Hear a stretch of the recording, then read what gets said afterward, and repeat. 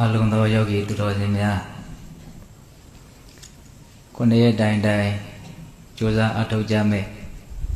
တရားဘာဝနာလုပ်ငန်းပထမဦးဆုံးနေ့မှာဒါဦးဇင်းတို့လုံပေးတရားအနေနဲ့စတင်ပြီးတော့တရားဒေသနာများတဏှာရီလောက်အချိန်ယူပြီးတော့နာယူခြင်းညိုရမယ်နော်ဒီနေ့သာသနာတော်နှစ်2560ခုနှစ်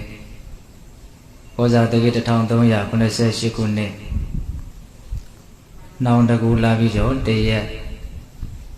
2019ခုနှစ်4လပိုင်း12ရက်ညချမ်းခါကာလမှာရန်ကုန်တိုင်းဒေသကြီးလယ်ကူမြို့တစ္ဆာရွှေစီကျောင်းလိုက်တွင်မှာစတုထချိန်မြောက်ရှင်ရင်ကျင်းပကြတဲ့ခုနှစ်ရက်တာတတိပဋ္ဌာန်ဘာဝနာတရားစခန်းပွဲမှာအလုံးသောတရားဘာဝနာများကိုကြိုးစားအထောက်ကြဖို့ရောက်ရှိလာကြတဲ့ယဟန်တော်များသီလရှင်များတရားကြီးဒကာမကြီးများတရားဘာဝနာလို့ကိုကြိုးစားအထောက်ဖို့ရောက်ရှိနေကြတဲ့ခုချိန်ခါကာလမှာတရားဘာဝနာအလုံးနဲ့ပတ်သက်ပြီးတော့တပိသဘောသူတော်ကောင်းတို့ကိုအရင်တို့တရားစကားပြောရမယ်ပေါ့။ဘာပြောခြင်းတော့အစီအစဉ်လေးတွေဘာလုပ်တာတော့ဆိုတော့ဒီတရားဘာဝနာလို့ကိုဘာကြောင့်အထောက်ကြရတာလဲဆိုတာလေးကိုအရင်တို့ပြောဖို့စီစဉ်ထားပါတယ်။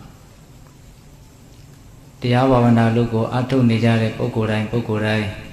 ဘာကြောင့်တရားအထောက်ရတာတော့လို့မေးရင်ရုပ်တရက်တော့လွယ်လွယ်ကူကူပြန်ပြီးတော့ပြောတတ်ဖို့တော့မလွယ်လှဘူးပေါ့နော်ပြောမယ်ဆိုရင်လည်းပဲအဖြေတွေကအမျိုးမျိုးဖြစ်နိုင်တယ်ပေါ့ဘာကြောင့်တရားဘာဝနာလုပ်ကိုအထောက်ကြရတာတော့ဘာကြောင့်သူတော်ကောင်းလုပ်ကိုဦးဇင်းတို့စူးစမ်းအထောက်ကြရတာတော့လို့မေးလို့ရှိရင်ဒီဘဝဒုက္ခတွေငြိမ်းပြီးတော့ချမ်းသာအစစ်အမှန်ဖြစ်တဲ့နိဗ္ဗာန်ဆိုတဲ့တရားကိုရဖို့တရားဘာဝနာလုပ်ကိုစူးစမ်းအထောက်ကြရတာပါဦးဇင်းတို့ကျေးတော်ရှင်မရှိစော်ဘုရားကြီးရေးသားတော်မူခဲ့တဲ့ကမ္မထံတရားအထောက်ရခြင်းဤအကြောင်းဆိုပြီးတော့စာအုပ်သေးသေးလေးရှိအဲ့ဒီမှာဆိုတော့ဘုရားကြီးကဘာကြောင့်ကမ္မထံတရားကိုအထောက်ရတာလဲဆိုတဲ့မေးခွန်းကိုဒီယုတ်ဒီနံဒီဘဝဒီဒုက္ခတွေငြိမ်းပြီးတော့နိဗ္ဗာန်ချမ်းသာလို့ဆိုတဲ့စစ်မှန်တဲ့ချမ်းသာကိုရဖို့အတွက်ကမ္မထံဘာဝနာအလုပ်ကိုကြိုးစားအထောက်ကြရတာလို့ဒီလိုဆိုတော့ဘုရားကြီးကရှင်းပြအဲ့ဒီမှာဦးဇင်းတို့ဆိုတော့ဘုရားကြီးရှင်းပြတဲ့နောက်အကြောင်းအရာလေးတွေဒီနေရာပြင်ဆိုတော့ဘုရားကြီးရဲ့ဉာဏ်တော်ကိုအမိပြုပြီးတော့ဦးဇင်းတို့လည်းပဲအဲ့ဒါကိုပြောခြင်းပါအဲ့ဒါဘဝဆိုတာတကယ်တမ်းကတော့တော့ဆင်းရဲဒုက္ခရဲ့အစုဝေးမျှတာပဲဒီကမှာတို့ဦးဇင်းတို့နားလေသည်ဖြစ်စေနားမလဲသည်ဖြစ်စေလက်ခံသည်ဖြစ်စေလက်မခံသည်ဖြစ်စေဘဝဆိုတာဆင်းရဲဒုက္ခရဲ့အစုပုံမျှတယ်အဒုက္ခတွေရှိတော့မလွဲမရှောင်နိုင်တဲ့ဒုက္ခကစပြီးတော့ပြောရမယ်ဆိုရင်မွေးဖွားလာတဲ့ကစပြီးတော့တဖြည်းဖြည်းနဲ့အိုးလာတဲ့ဟောင်းလာအရည်သွေးတွေကျလာတယ်ဒါဒီဘဝဒီခန္ဓာဟာမလွဲမသွေတွေ့ရမယ်ကြုံရမယ်ဒီနေရာဖြင့်သူ့ရဲ့သဘာဝတရားအဲ့လိုအိုးလာရင်းနဲ့ဟောင်းလာရင်းနဲ့ပဲချွင်းချက်တွေများပြီးတော့ခန္ဓာကိုယ်ကြီးက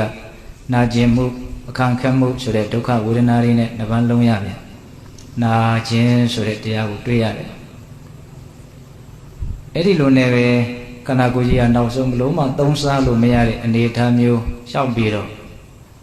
တဘောဝအတွက်အပြီးပိုင်ပျက်စီးခြင်းလို့ဆိုတဲ့မသေးခြင်းပဲနဲ့သေရတယ်ဆိုတဲ့ဒုက္ခကိုဆက်ပြီးတော့ရင်ဆိုင်ရတယ်အဲ့လိုအိုခြင်းနာခြင်းသေခြင်းဒုက္ခတွေကိုရင်ဆိုင်တဲ့နေရာမှာဒီအိုခြင်းနာခြင်းသေခြင်းနဲ့မတွေ့သေးခင်မှာလည်းပဲဒီဘဝရဲ့လောကရန်တရားတွေကိုတွေ့ရတာကြုံရတာတွေရှိတယ်။လောကဆိုတဲ့ဆိုရင်မှုပရိဒေဝဆိုတဲ့ငိုကြွေးမှုဒုက္ခဆိုတဲ့ကိုယ်ဆင်းရဲမှုဒေါမနတဆိုတဲ့စိတ်ဆင်းရဲမှုဥပါယတဆိုတဲ့ပြင်းစွာပင်ပန်းမှုဆိုတဲ့ဒီဒုက္ခတွေကလည်းပဲဒီကရမတို့ဦးဇင်းတို့တွေဘဝခန္ဓာရလာလို့ရှိရင်အခါအလျော်ဆိုတွေ့ရတယ်ကြုံရတယ်ရင်ဆိုင်ရတယ်။တော့ဒါတွေကိုကြည့်လို့ရှိရင်ဘဝဆိုတာဘာလဲလို့မေးရင်ဘဝဆိုတာဒုက္ခရဲ့အစုပုံပဲဧဝမေတ္တကေဝလတ္တဒုက္ခကန္တတသမုဒယဟောတိလို့ပိဿမုပ္ပဒေသနာမှာပိဿဘောသူတော်ကောင်းတို့အလုံးရထားတဲ့ဒေသနာပိုင်းစာလေးရှိတယ် ဒီစင်ဆက်မပြတ်အကြောင်းအကျိုးဆက်ဆက်ပြီးတော့ဖြစ်ပေါ်နေတဲ့ဒီယုတ်ဒီနံဒီသဘာဝတရားဆိုတာဧဝမေတ္တကေဝလတ္တဒုက္ခခန္ဓာတသမုဒယဟောတိတဲ့တက်သောဒုက္ခရဲ့အစုအဝေးမျှတာဖြစ်တယ်လို့မြတ်စွာဘုရားဟောအဲ့ဒါဘဝမှာအဲ့လိုသိဆုံးပြီးတော့လည်းပဲဒုက္ခတွေကပြီးသွားရောလားဆိုတော့မပြီးဘူးထပ်ပြီးတော့မွေးဖွားရတယ်ဆိုတဲ့ဒုက္ခဇာတိတပံရလာပြီဆိုတာနဲ့စောစောကပြောတဲ့အတိုင်းတစ်ခါတစ်ပတ်လဲသွားပြန်တယ်အိုရတယ်နားရတယ်သေရတယ်အဲ့လိုနဲ့တဘဝပြီးတော့တရားဓမ္မတို့ဦးဇင်းတို့တွေရဲ့နော်အနေထားဆင်းရဲဒုက္ခကိုပဲဖြတ်တန်းရတယ်ဆင်းရဲဒုက္ခကိုပဲတွေ့ကြုံရတယ်ဒါနဲ့အဲ့ဒီဘဝကဘာလို့ဖြစ်ရတာတော့နော်အိုခြင်းနာခြင်းသေခြင်းဆိုတဲ့ဒီဒုက္ခတွေကဘာလို့ဖြစ်ရတာတော့လို့မေးရင်ဘဝအတိတ်တပံဖြစ်မိလို့ဇာတိဒီဟုသောအကြောင်းကြောင့်ဒီဖြစ်ပေါ်လာခြင်းဆိုတဲ့အကြောင်းတရားကိုအခြေခံပြီးတော့ကျန်တဲ့ဒုက္ခတွေဖြစ်ရတယ်ဆိုတာအလွန်မှထင်ရှားတယ်အဲ့လိုဆိုရင်ဘဝအတိတ်တပံကဘာလို့ဖြစ်ရတာတော့ဆိုတော့ဘဝရဲ့ပုံမှာမမောတဲ့တဏှာလောဘကြောင့်ဘဝအတိတ်တပံထပ်ပြီးတော့ဖြစ်ရတယ်တတဝါတူတယောက်ကွယ်လွန်အိဋ္ဌာရောက်ခါနေမှာသူနောက်ဆုံးတွေ့ကြုံရတဲ့အာယုံဝဲဆွဲလန်းတဲ့တဏှာအခြေခံပြီးတော့နောက်ထပ်ဝိညာဉ်အတိတ်ထပ်ပြီးတော့ဖြစ်တယ်လို့နားလည်ရလောဘကိုအခြေခံပြီးတော့တနည်းအားဖြင့်ဘဝတဏှာဆိုတဲ့ဘဝရဲ့ပုံမှာမမောတဲ့လိုချင်တဲ့ဖြစ်ခြင်းနဲ့ရခြင်းနဲ့အဲ့ဒီဘဝတဏှာကိုအခြေခံပြီးတော့ဘဝအသစ်ဖြစ်ရတယ်ဘဝအသစ်ဖြစ်ပြီဆိုရင်အဲ့ဒီဘဝနဲ့ပတ်သက်တဲ့ဒုက္ခတွေကိုရင်ဆိုင်တွေ့ကြုံခံစားပြီးတော့အိုရတယ်နာရတယ်သိရတယ်ဒါကြောင့်ဘဝရဲ့အနေအထားကိုကြည့်မယ်ဆိုရင်ဘဝဟာဘာလဲလို့မေးရင်ဆင်းရဲဒုက္ခအဲ့တရားဘာဝနာအထုတ်တယ်ဆိုတာအဲ့ဒီဆင်းရဲဒုက္ခတွေလုံးဝငြိမ်းပြီးတော့ချမ်းသာအစစ်မှန်ဖြစ်တဲ့နိဗ္ဗာန်ဆိုတဲ့တရားကိုရဖို့အတွက်တရားဘာဝနာလို့ကိုစူးစမ်းအထောက်ရတာတဲ့ဒါကအမြင့်မားဆုံးရည်ရွယ်ချက်ကိုပြောတာပါဒီနေ့မှာဦးဇင်းတို့ဒီဘဝတဏှာဘာကြောင့်ဖြစ်လဲဆိုတာလေးဘဝတဏှာမဖြစ်အောင်ဘယ်လိုလုပ်ရမလဲဆိုတာလေးကိုစောဘုရားကြီးပေးထားတဲ့ဥမာကိုဦးဇင်းကအရန်သဘောကျလို့ပြောခြင်းဘာလို့ဘဝရဲ့ပုံမှာမမောတဲ့ဘဝတဏှာဖြစ်နေရတာတော့ဘဝကိုဘာလို့လိုချင်နေရတာတော့ဘဝနဲ့ဘယ်နဲ့ကြောင့်မခွဲမခွာခြင်းဖြစ်နေရတာတော့လို့မေးရင်ဒီယုတ်ဒီနံဒီဘဝဒီခန္ဓာရဲ့အပြစ်ကိုမမြင်တာကတကြောင်တဲ့ဟုတ်လားပြီးတော့နိဗ္ဗာန်ချမ်းသာဆိုတာဒီယုတ်ဒီနံနော်ဒီခန္ဓာဒီဘဝထက်တာလွန်တဲ့ချမ်းသာဖြစ်တယ်လို့နိဗ္ဗာန်ရဲ့ချမ်းသာကိုနော်ဒီယုတ်ဒုက္ခနံဒုက္ခထက်တာလွန်တဲ့နော်နိဗ္ဗာန်ချမ်းသာကိုမသိမမြင်ခြင်းကတကြောင်တဲ့အကြောင်းဘယ်နှကြောင်းပြတာနှစ်ကြောင်းပြတာနော်ယုံနံဘဝဒုက္ခကိုယုံနံဘဝဒုက္ခရဲ့အပြစ်ကိုမမြင်တာကတကြောင်နော်ဒီယုတ်ဒီနံနဲ့တာလွန်တဲ့နိဗ္ဗာန်ချမ်းသာရဲ့အနေအထားကိုမသိမမြင်တာကတကြောင်ဒါကြောင့်မလို့ဘဝရဲ့ပုံမှာမမောတဲ့ဘဝတဏှာဆိုတာဖြစ်တာတဲ့အခြေခံကြကြလေးပြောတာပေးတယ်လို့တေးချာလေးစဉ်းစားပြီးတော့နားထောင်ရနော်တရားဘာဝနာလို့ဘာကြောင့်အထောက်ရတယ်လဲဆိုတဲ့မေးခွန်းရဲ့အဖြေကိုရှင်းနေတာဟုတ်လားအဲ့ဒီမှာစောဘုရားကြီးကဥမာဘလို့ပေးတော့ဆိုတော့နော်အလွန်ခေါင်းပါတဲ့အရက်ဒေသမှာနေနေတဲ့ဆင်းရဲသားတယောက်အဆိုင်လို့ပြောလို့လည်းပဲတိတ်အစင်မပြေဘူးလမ်းပန်းဆက်တွေရလည်းညံဖြင်းရာသီဥတုကလည်းဆိုးဝါးနော်အလွန်ခေါင်းပါတဲ့ဆင်းရဲတဲ့ပူလောင်တဲ့အရက်ဒေသမှာမွေးဖွားလာတဲ့ဆင်းရဲသားတယောက်နော်အဲ့ဒီဆင်းရဲသားဟာအဲ့ဒီအရက်ဒေသမှာမပျော်ဘူးလားဆိုတော့ပျော်တယ်တဲ့ဘာလို့ပျော်ရတာတော့သူအဲ့ဒီအရက်ဒေသမှာဘာလို့ပျော်နေတာတုံးဆိုတော့အကြောင်းနှမျိုးရှိတယ်တဲ့အဲ့ဒီအကြောင်းကဘာလို့ဆိုတော့သူ့အရက်ဒေသရဲ့အပြစ်ကိုမမြင်တာကတကြောင်ဟုတ်လားသူ့အရက်ဒေသထက်တာလွန်တဲ့တာယာဝါပြောတဲ့စိုက်လို့ပြုလို့ကောင်းတဲ့ရာသီဥတုကောင်းတဲ့နော်ကူလို့တန်းလို့ကောင်းတဲ့လမ်းပန်းဆက်သွယ်ရေးကောင်းတဲ့အစအရာသူ့အရက်ဒေသထက်တာလွန်တဲ့အရက်ဒေသရှိနေတယ်ဆိုတာကိုမသိတာကတကြောင်အကြောင်းဝင်တဲ့အကြောင်းတော့များနော်ကိုယ်နေရာလေးကိုတော့ကောင်းတယ်ထင်နေကြတာဟုတ်လားကိုယ်နေရာထက်တာလွန်တဲ့နေရာရှိတယ်ဆိုတာကိုမသိအဲ့တော့ကိုယ်နေရာကိုယ်ဒေသရဲ့အပြစ်ကိုမမြင်တာကတကြောင်ကိုယ်နေရာထက်တာလွန်တဲ့ချမ်းသာတဲ့အရက်ဒေသရှိတယ်ဆိုတာကိုမသိတာကတကြောင်အဲ့ဒီအကြောင်းနဲ့အကြောင်းကြောင့်အဲ့ဒီဆင်းရဲသားအဲ့ဒီသူ့ရဲ့ခေါင်းပါတဲ့အရက်ဒေသမှာပဲသူဘာဖြစ်နေတော့ပြောနေတယ်တဲ့ပြောနေသေးတယ်များအဲ့ဒီအရက်ဒေသမှာနေရတဲ့အနေအထားနဲ့တွေ့ကြုံရမယ့်ဒုက္ခတွေကသူ့အတွက်ရှင်ဆိုင်ရမှာပဲဟုတ်ရဲ့လားအဲ့ဒါဆိုကြီးကအဲ့ဒါကိုဥမာပေးတာအဲ့ဒီဆင်းရဲသားလိုပဲတဲ့ဒကာမတို့ဦးဇင်းတို့တွေဟာကိုယ့်ဘဝကိုယ်ခန္ဓာဒီယုတ်ဒီနံရဲ့အပြစ်ကိုမမြင်တာကတကြောင်ဟုတ်လားဒီယုတ်ဒီနံထက်တာလွန်တဲ့နိဗ္ဗာန်တည်းဟူသောချမ်းသာကိုမမြင်တာကတကြောင်အဲ့ဒီအကြောင်းနှစ်ခုကြောင့် ဒီဘဝဒီယုတ်ဒီနာရဲ့ပုံမှာတာယာမှုဆွဲလန်းမှုမမောမှုဆိုတာကြီးကဖြစ်နေတာအဲ့ဒါကြီးဖြစ်နေသေးသမျှဘဝအတိတ်တပံဖြစ်ခြင်းဆိုတာလည်းဖြစ်လာမှာပဲဘဝအတိတ်တပံဖြစ်ပြီဆိုလို့ရှိရင်အဲ့ဒီဘဝနဲ့ပတ်သက်တဲ့ဒုက္ခတွေကိုရင်ဆိုင်ဖြတ်သန်းပြီးတော့နောက်ဆုံးအိုးနာသေးပြီးတော့ဒီလိုနဲ့ပဲဒုက္ခဆက်ကြီးဆက်ပြီးတော့လက်ပတ်မယ်ပေါ့ဟုတ်လားအဲ့လိုဆိုလို့ရှိရင်ဦးဇင်းတို့ဘဝတဏမဖြစ်အောင်ဒီဘဝဒီခန္ဓာရဲ့အဖြစ်ကိုလည်းမြင်အောင်ကြည့်ရမယ်နိဗ္ဗာန်ရဲ့ချမ်းသာပုံကိုလည်းပဲသိအောင်ကြိုးစားရမယ်အဲ့ဒါကမ္မထံဘာဝနာတရားကိုအထုတ်ခြင်းအပြင်ဒီဘဝဒီခန္ဓာရဲ့သဘောမှန်ဖြစ်တဲ့အဖြစ်တွေကိုလည်းမြင်လာနိုင်တယ်နိဗ္ဗာန်ချမ်းသာကိုလည်းမျက်မှောက်ပြုနိုင်တယ်ဆိုလိုတာကဒီယုတ်ဒီနဲ့ဒီဘဝရဲ့အဖြစ်ကိုမြင်ဖို့အတွက်နိဗ္ဗာန်ချမ်းသာကိုမျက်မှောက်ပြုနိုင်ဖို့အတွက်တရားဘာဝနာအလုပ်ကိုအထုတ်ရတာအဲ့လိုဘဝခန္ဓာရဲ့အဖြစ်ကိုလည်းမြင်မယ်နိဗ္ဗာန်ချမ်းသာကိုလည်းမြင်မယ်ဆိုရင်ဒီဘဝရဲ့ပုံမှာအဲ့ဒီပုဂ္ဂိုလ်ကမမောတဲ့စိတ်ရှိနိုင်မလားမရှိနိုင်ဘူးခုနတုန်းကဆင်းရဲသားတယောက်ကိုယ့်ရဲ့ဒေတာရဲ့အပြစ်တွေကိုလည်းမြင်မယ်။ယောဂလည်းထူပြောလိုက်တာနော်မိုးလေဝသကလည်းခေါင်းမလိုက်တာနော်မြေကလည်းဘာမှလောက်ကန်ကြံကောင်းကြက်တီကိုဟုတ်လားတခိုးတမရလည်းပေါ်မှာပေါ်ဟာအစရှိတဲ့ဖြင့်ဘယ်နာလေးမှကောင်းတာမရှိဘူးလို့သူ့ရဲ့ဒေတာရဲ့အပြစ်ကိုလည်းမြင်မယ်။အလွန်ตายာဝါပြောတဲ့နေရာကိုလည်းသူသိမယ်ဆိုရင်သူတေချာပေါက်ပြောင်းသွားမှာပဲဟုတ်တယ်မို့လား။အဲ့ဒီဥမာအလွန်ကောင်းတယ်လို့ဦးရင်တင်တယ်ဟုတ်လား။ဒါကြောင့်တရားဘာဝနာအထုတ်တယ်ဆိုတာဘာလဲလို့မေးရင်ဒီဘဝဒီခန္ဓာရဲ့အခြေအနေမှန်ကိုသိပြီးတော့ဒီဘဝဒီခန္ဓာထက်သာလွန်မြင့်မြတ်တဲ့ချမ်းသာဖြစ်တဲ့နော်နိဗ္ဗာန်ချမ်းသာကိုမျက်မှောက်ပြုနိုင်ဖို့အတွက်တရားဘာဝနာလုပ်ကိုအထောက်ရတာဘလို့အထောက်ရမှာလဲဆိုတာကိုတော့ဦးဇင်းတို့ပြီးတော့ပြောမှာပါပိဋကတ်တို့လည်းပဲအလုံးဒါကတော့ထားရည်လျောက်ရုပ်လည်းကျွမ်းကျွမ်းကျင်ကျင်သိထားကြပြီးသားပါဟုတ်လားဘာကြောင့်တရားအထောက်ရတာလဲဆိုတာလေးကိုတရားအထောက်ခြင်းစိတ်ပို့ပြီးတော့ထက်သန်သွားအောင်ပေါ့လေနော်ဒါလေးကိုဦးဇင်းတို့ပြောတယ်ဒါကတော့ဦးဇင်းတို့အမြင့်မားဆုံးရည်ရွယ်ချက်လို့ဆိုရမယ်။ဦးဇင်းဒါချင်းသိချင်းဆိုတဲ့ဒီဘဝခန္ဓာဒုက္ခတွေချုပ်ငြိမ်းပြီးတော့နိဗ္ဗာန်ဆိုတဲ့စစ်မှန်တဲ့ချမ်းသာကိုရရှိနိုင်ဖို့အတွက်တရားဘာဝနာလုပ်ကိုအထောက်ရတယ်။ဆက်ပြီးတော့လည်းရည်ရွယ်ချက်ကလေးတွေအကျိုးကျေးဇူးလေးတွေတနည်းအားဖြင့်သိနိုင်မြင်နိုင်တဲ့သိလွယ်မြင်လည်တဲ့အကျိုးကျေးဇူးလေးတွေကိုလည်းပဲပြောရအောင်မယ်။နောက်ကမ္မထံဘာဝနာကိုအထောက်ရင်ရရှိမဲ့အကျိုးကျေးဇူးတနည်းအားဖြင့်ဒီအကျိုးကျေးဇူးကိုပဲရည်ရွယ်ချက်တစ်ခုအနေနဲ့ထားပြီးတော့အထုတ်တဲ့နယ်ဆိုတာလေးကိုဦးဇင်းဆက်ပြီးတော့ပြောပါမယ်အဲ့ဒါဘာပြောချင်တော့ဆိုတော့တရားဘာဝနာလို့အထုတ်တယ်ဆိုတာအခုလည်းပဲချမ်းချမ်းသာသာနေနိုင်ဖို့နောင်လည်းပဲချမ်းချမ်းသာသာနေနိုင်ဖို့ဆိုတဲ့အကျိုးကျေးဇူးနှစ်ရပ်ကိုညှို့ကိုပြီးတော့အထုတ်ရတယ်ဒါအနှစ်ချုပ်ပဲနော်အခုလောလောဆယ်ပြစ္ဆုတ်ပံတနည်းအားဖြင့်ဒီပြစ္ဆုတ်ပံဘဝလို့လည်းဆိုနိုင်တယ်ပေါ့နော်အခုလောလောဆယ်အနေထားလေးလို့လည်းဆိုနိုင်တယ်အခုလည်းပဲချမ်းသာဖို့အစဉ်ပြေဖို့အေးချမ်းဖို့ဟုတ်လားပြည့်စုံပြီလားမပြည့်စုံသေးဘူးဘာကျန်နေတော့နောင်လည်းပဲချမ်းသာဖို့ပြည့်စုံဖို့အစဉ်ပြေနေနိုင်ဖို့ဓမ္မသာလေးတရားဓမ္မတို့ဥယျာဉ်တို့တရားဒေသနာရဲ့တရားဘာဝနာရဲ့အကျိုးကျေးဇူးကိုပြည့်စုံတယ်လို့ဆိုရမယ်ဟုတ်လားတော့ဒီနေရာမှာဥယျာဉ်တို့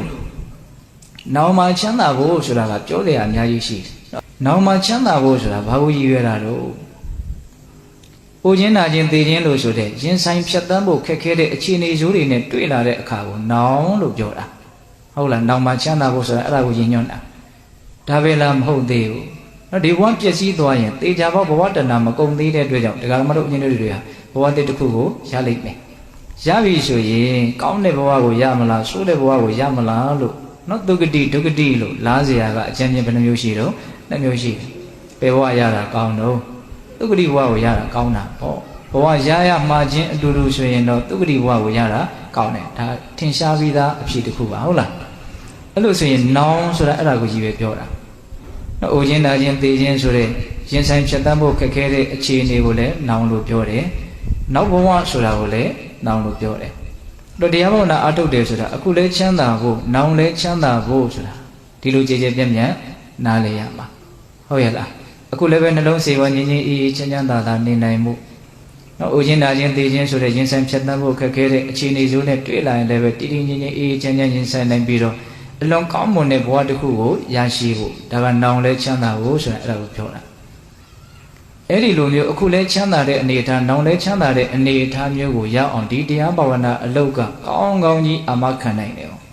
အဲ့ဒီအကျိုးကျေးဇူးနှစ်ရပ်ကိုရရှိဖို့အတွက်ဒီတရားဘာဝနာလုပ်ငန်းကတေချာပေါ့တရားဓမ္မတို့ဥယျာဉ်တို့လှုပ်ထားတဲ့ပုဂ္ဂိုလ်တွေအာမခံချက်ရှိတယ်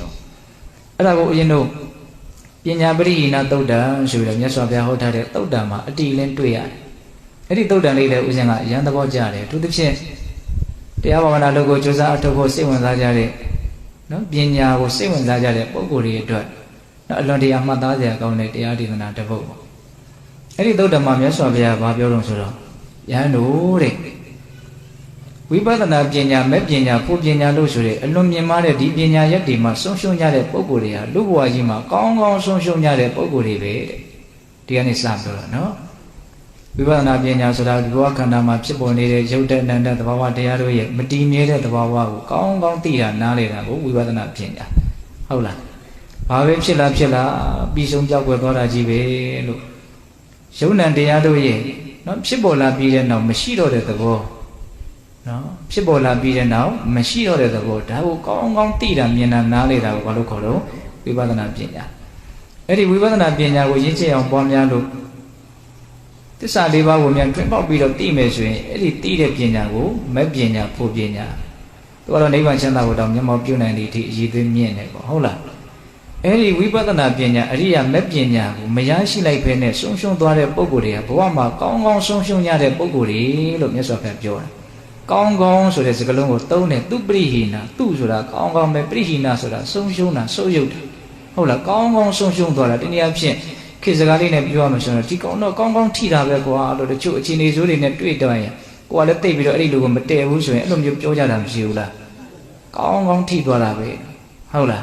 ခုလည်းပဲမြတ်စွာဘုရားအဲ့လိုသုံးတာပညာချွင်းရင်းတဲ့ပုံကိုယ်တွေကဘဝမှာပါတဲ့တော့ကောင်းကောင်းဆုံးရှုံးတဲ့ကောင်းကောင်းဆုပ်ယုတ်တဲ့ပုံကိုယ်တွေဘာပြောလို့လဲတဲ့တိဒိဋ္ဌေဝဓမ္မေဒုက္ခဝိရတိတာဝိကာတံတာဥပယတံတာပရိလာကာယတ္တဗေဒပရမရဏဒုက္ခတိပါတိကင်္ခာအကြောင်းပြချက်နှစ်ချက်မြတ်စွာဘုရားပေးတယ်ပညာဆုပ်ယုတ်တဲ့ပုံကိုယ်တွေကကောင်းကောင်းဆုပ်ယုတ်ကြတဲ့ပုံကိုယ်တွေလို့ဘာကြောင့်ပြောရတာတုံးဆိုရင်တဲ့အဲ့ဒီပညာမရှိတဲ့ပုဂ္ဂိုလ်အဲ့ဒီပညာကိုမရတဲ့ပုဂ္ဂိုလ်ဟာတိဒိဋ္ဌေဝဓမ္မေဒုက္ခဝိရတိလောလောဆယ်ပစ္စခမှာကိုပဲအဲ့ဒီလိုဟာစနေရဲနေရလိမ့်မယ်တဲ့တိအချက်ပါပြောတော့စနေရဲနေရလိမ့်မယ်တဲ့အခုလောလောဆယ်ဘလို့ရှင်းရင်မှာတော့ရှင်းပုံရှင်းလေးကိုမြတ်စွာဘုရားစကလုံးသုံးလုံးသုံးပြီးတော့ပြောတယ်တဝိဂါတံစင်ရဲခြင်းနဲ့တကွတဥပါယတံပင်ပန်းခြင်းနဲ့တကွတပရိလာဟံပူလောင်ခြင်းနဲ့တကွဟောသေချာမှတ်နော်ပညာမရှိတဲ့ပုဂ္ဂိုလ်ခန္ဓာရဲ့အနိစ္စသဘောကိုမသိတဲ့မမြင်တဲ့နားမလည်တဲ့ပုဂ္ဂိုလ်ဟာစနေရဲနေရမယ်ပင်ပန်းပန်းနေရမယ်ပူပူလောင်လောင်နေရမယ်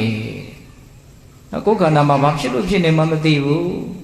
းဒီတိုင်းကြီးပဲအမတ်တမဲ့ကြီးပဲဒီတိုင်းကြီးနေနေတယ်အဲ့ဒီအနေအထားဟာဆင်းရဲနေတဲ့အနေအထားပဲပင်ပန်းနေတဲ့အနေအထားပဲပူလောင်နေတဲ့အနေအထားပဲဒါလည်းပဲဒီအနေအထားလေးကိုသိဖို့ကလည်းသိပြီးတော့မလွယ်ဘူးလို့အရင်ထင်ပါတယ်ဟုတ်လားဒါပေမဲ့သေချာစဉ်းစားကြည့်ရင်တော့နားလည်ဖို့လွယ်ပါလေတော့တတိမရှိဘူးဉာဏ်မရှိဘူးဖြစ်လို့နေတယ်ဆိုရင်ဒီစိတ်ကချမ်းသာနေတာမဟုတ်ဒီစိတ်ကတတ်တာနေတာမဟုတ်ဒီစိတ်ကအေးချမ်းနေတာမဟုတ်ဒီစိတ်ဘလို့ဖြစ်နေတဲ့စိတ်တို့နော်ဆင်းရဲနေတဲ့စိတ်ပင်ပန်းနေတဲ့စိတ်ပူလောင်နေတဲ့စိတ်ဒါကိုမြတ်စွာဘုရားတာဝိဂါတံဆင်းရဲခြင်းနဲ့တက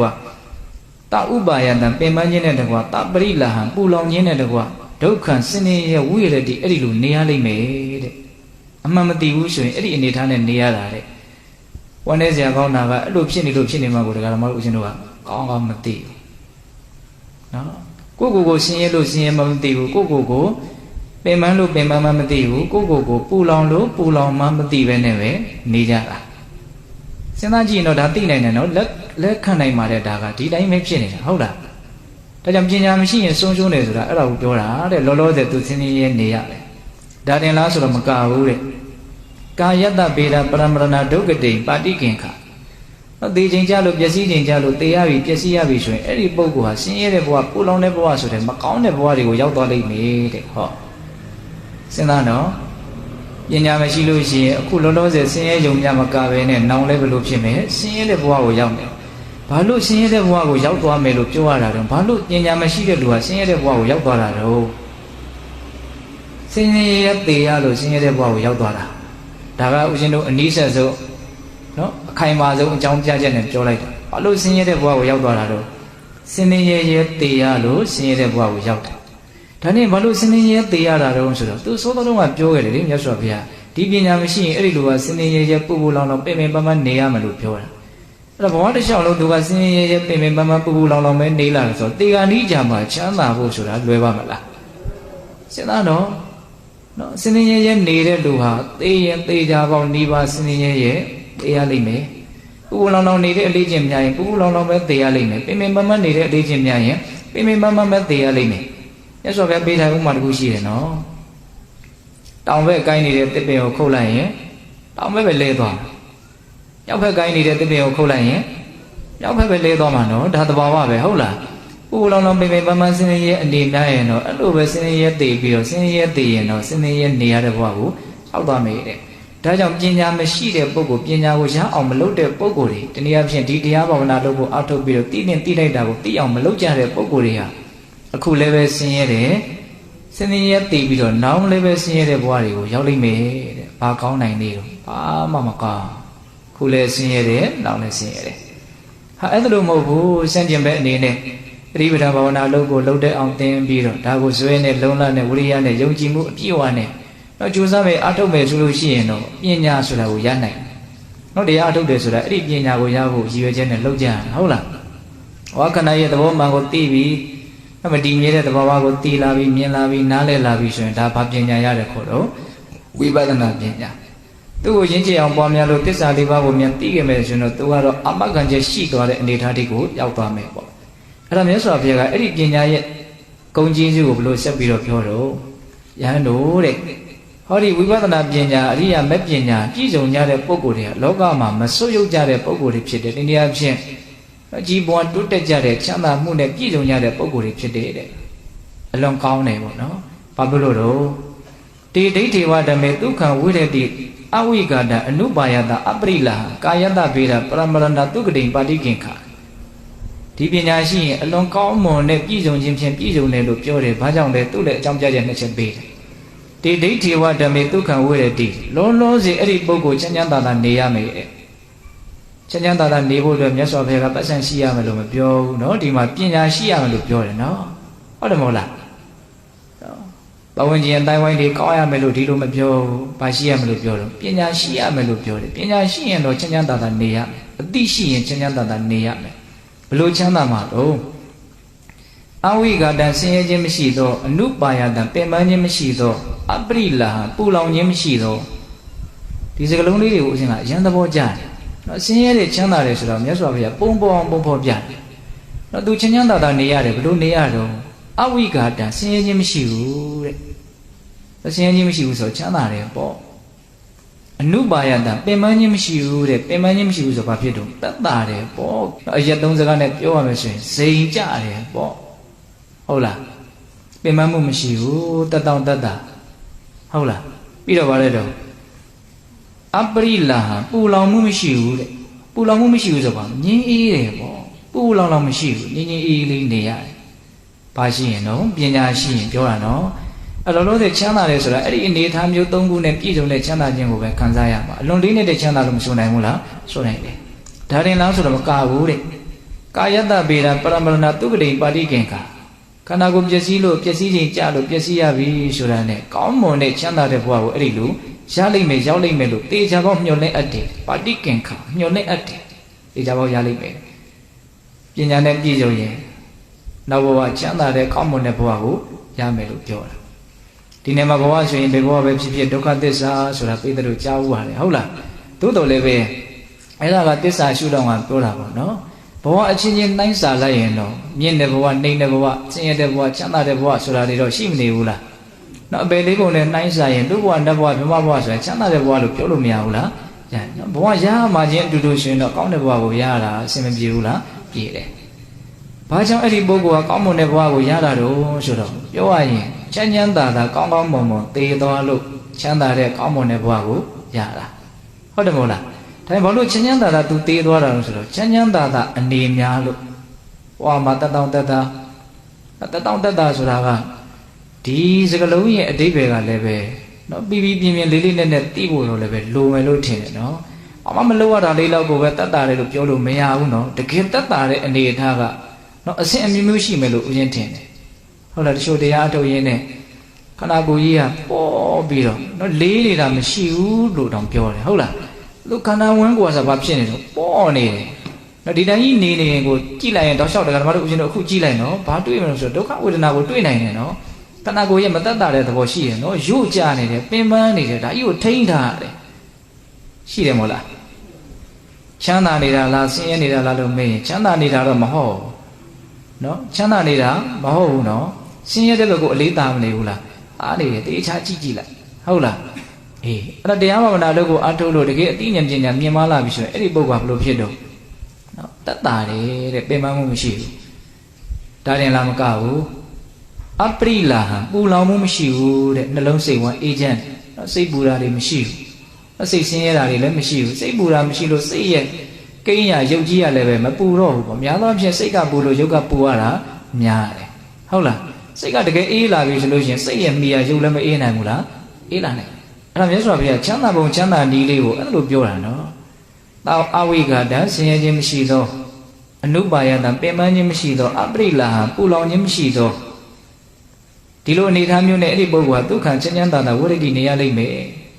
်နော်ဒါလည်းမကဘူးခန္ဓာကိုယ်ပျက်စီးလို့တရားပြီဆိုတာနဲ့ဘာဖြစ်မယ်ချမ်းသာတဲ့ဘဝကိုရမယ်တဲ့တပိတဲ့ကောင်းတဲ့ကောင်းတို့တရားဘာဝနာလုပ်ဆိုတာအခုလဲချမ်းသာဖို့နောင်လဲချမ်းသာဖို့အတွက်ရည်ရွယ်ပြီးတော့လုပ်ရတယ်ဆိုရင်အဲ့ဒီရည်ရွယ်ချက်ကိုပြည့်ဝစေနိုင်တယ်ဆိုတာဒီဒေသနာကအခိုင်အလုံနဲ့တက်သေးလို့မဆိုနိုင်ဘူးလားဒါကအာဂမယုတ်တိကိုပြောတာပါနော်တဘာဝယုတ်တိအနေနဲ့ပြောမယ်ဆိုရင်လည်းတရားဘာဝနာလုပ်ဖို့အထုပ်ပြီးတော့ဘဝမှာငြိမ်းငြိမ်းချမ်းချမ်းလေးနော်ကြည်ရတာမြင်ရတာကိုကတခါတည်းနှလုံးစိတ်ဝမ်းကိုကြည်နူးသွားစေနိုင်တဲ့ပုံကိုယ်တွေဟာသေပြီဆိုတော့လည်းပဲချမ်းချမ်းသာသာသေပြီးတော့နော်ဘဝမှာတိတ်ခါရှိရှိအဲ့လိုအတုယူစရာကောင်းလောက်အောင်နော်တရားဘာဝနာနဲ့နေသွားပြီးတော့ဩသူ့မှာနေတော့လည်းချမ်းချမ်းသာသာသေတော့လည်းချမ်းချမ်းသာသာဘယ်ဘဝရောက်သွားလဲဆိုတာမသိရပြီမယ်လို့ကောင်းတဲ့ဘဝရောက်မှာပဲလို့လည်းပဲတေချာပေါ့မှန်းနိုင်လောက်တဲ့လူတွေလောကမှာမရှိဘူးလားရှိတယ်အဲ့ဒါလည်းပါလေခိုင်လုံးတဲ့သက်သေပဲနော်တရားဘာဝနာလုပ်သည်အခုလည်းချမ်းသာသေးတယ်တောင်းလည်းချမ်းသာသေးတယ်ဆိုတာဒါခိုင်လုံးတဲ့အလုပ်ဒါကြောင့်ပိဋကပေါင်းသူတို့ကောင်းတို့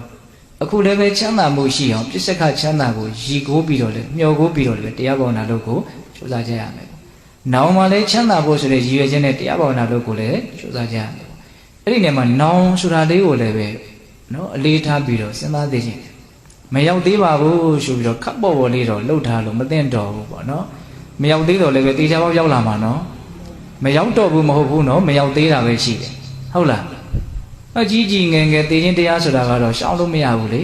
။နာချင်းတရားကလည်းပဲရှောင်လို့မရပါဘူး။ဟုတ်လား။ဒီနေ့မှာဦးဇင်းတို့ပေးတဲ့ဘောင်းတော်အောင်တို့အလွန်စဉ်းစားရကောင်းတဲ့လက်စော်ပဲပြောပြတယ်။နော်တရားဘာဝနာရဲ့စွမ်းရည်တတိအနေထားလေးတွေကိုဦးဇင်းနဲ့ပြောကြည့်ခြင်း။လက်စော်ဘုရားဘာပြောတော့ဆိုတော့အိုးလာတဲ့နားလာတဲ့အခါမှာနော်သူတော်ကောင်းတရားအလုပ်ကိုလုပ်ဖို့ဆိုတာမလွယ်ဘူးလို့အဲ့ဒီလိုဟောတာတစ်ချက်ရှိတယ်။အိုလာနာလာတဲ့အခါမှာသူတော်ကောင်းတရားကိုမြန်သိထားတဲ့အသိရှိမယ်ဆိုရင်တော့အဲ့ဒီပုဂ္ဂိုလ်ဟာအိုခြင်းနာခြင်းကသူ့ကိုကောင်းကောင်းမနှိမ့်ဆက်နိုင်ဘူးဆိုတဲ့အဓိပ္ပာယ်မျိုးနဲ့အိုလာနာလာတဲ့အခါမှာတရားသိတဲ့ပုဂ္ဂိုလ်ဟာချမ်းချမ်းသာသာနေနိုင်တယ်လို့ဒီလိုဟောတာလည်းရှိတယ်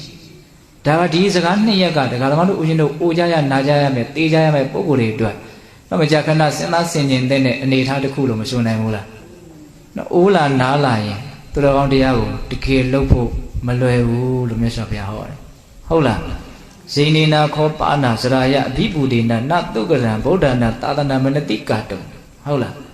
ဥမင်းရင်ရောရင်ကနှိမ့်ဆက်လာပြီဆိုရင်တဲ့ဗုဒ္ဓနာသာသနာမြတ်စွာဘုရားရှင်ကိုရမြတ်ကြီးရဲ့အဆုံးအမကိုမနတိကာတုနှလုံးသွင်းခြင်းကနတုကရံမလွယ်ကူဘူးတဲ့။ဒါမြတ်စွာဘုရားကိုယ်တိုင်ဟောတာနော်။သူတော်ကောင်းတရားဆိုတာအသက်ကြီးလာလို့ရှိရင်နှလုံးသွင်းဖို့ဘာလဲတော့မလွယ်ဘူးတဲ့။ဒီတစ်ချက်စဉ်းစားရကောင်းတယ်နော်။နောက်ပြီးတော့မြတ်စွာဘုရားဘာဟောတော့ဗျာတိဒေနာခောပါဏဗျာတိနာအဘိဗုဒေနာနတုကရံဗုဒ္ဓနာသာသနာမနတိကာတောခန္ဓာကိုယ်ကြီးကပေါက်လဲပေါက်ပြန်ပြီးဖြစ်လာလို့နောက်ခံရခက်တဲ့ယောဂါတွေဝေဒနာတွေဆွဲကပ်လာပြီဆိုလို့ရှိရင်လည်းပဲမြတ်စွာဘုရားရဲ့အစိုးအမကိုလိုက်နာကျင့်သုံးနှလုံးသွင်းဖို့အတွက်မလွယ်ဘူးတဲ့ဟောအဲ့လိုလဲဟောတယ်။နောက်အိုးလာပြီဆိုရင်တော့မလွယ်ဘူးဆိုရင်နာခြင်းတရားကပို့ပြီးတော့သူတော်ကောင်းတရားကိုကျင့်သုံးတဲ့နေရာမှာအခက်အခဲပို့ဖြစ်စေမယ်ဆိုတာမထင်ရှားဘူးလား။ထင်ရှားတော့ဒါကြောင့်နာခြင်းသဘောတရားကကိုယ့်ကိုအလုံးမဖြစ်တော့အောင်မနှိမ့်ဆက်သေးခင်မှာတနေ့တစ်ချိန်မှာအလုံးမဖြစ်အောင်ကိုသူကနှိမ့်ဆက်မှာနော်။တကယ်နားလာပြီဆိုရင်တချို့ပြောရတာရှိတယ်တရားဘာဝနာကိုထိထိရောက်ရောက်ပွားများမထားတဲ့ပုဂ္ဂိုလ်များထိုက်တဲ့လောက်တော့လှုပ်ထားရတော့လှုပ်ထားဘူးတာပဲလေဒါပေမဲ့လို့တကယ်နားလာပြီဆိုရင်မလွယ်ပါဘူးကွာတတိကိုထားဖို့မလွယ်ပါဘူးလို့ပြောတဲ့လူပဲများတယ်ဟုတ်ရဲ့လားဒါကြောင့်ပိဋကပေါင်းသူတော်ကတော့အဲ့ဒီဘေးအဲ့ဒီအန်ရဆိုတာတစ်ချိန်ကြာရင်ကြာလာမှရောက်လာပါ အဲ့ဒီဘေးအဲ့ဒီအနေကြမရောက်သေးခင်မှာကိုကဘာလုပ်ထားဖို့လို့တော့သူတော်ကောင်းတရားကိုသိအောင်လုပ်ထားဖို့လို့တယ်တကယ်လို့ကိုကမအိုခင်မနာခင်မသိခင်မှာသူတော်ကောင်းတရားကိုသိအောင်လုပ်ထားလို့အတိုင်းတယောက်သူတော်ကောင်းတရားကိုမြန်သိခင်ပဲဆိုရင်တော့ဘလို့ဖြစ်မလို့နော်ယေနာဟံဓမ္မေနသမ္မာနာကတောဇိနကောပိဖာတဝေတံမိအလွန်သဘောကျတဲ့ဥစဉ်ကဒီပါဠိပိုက်လေးနော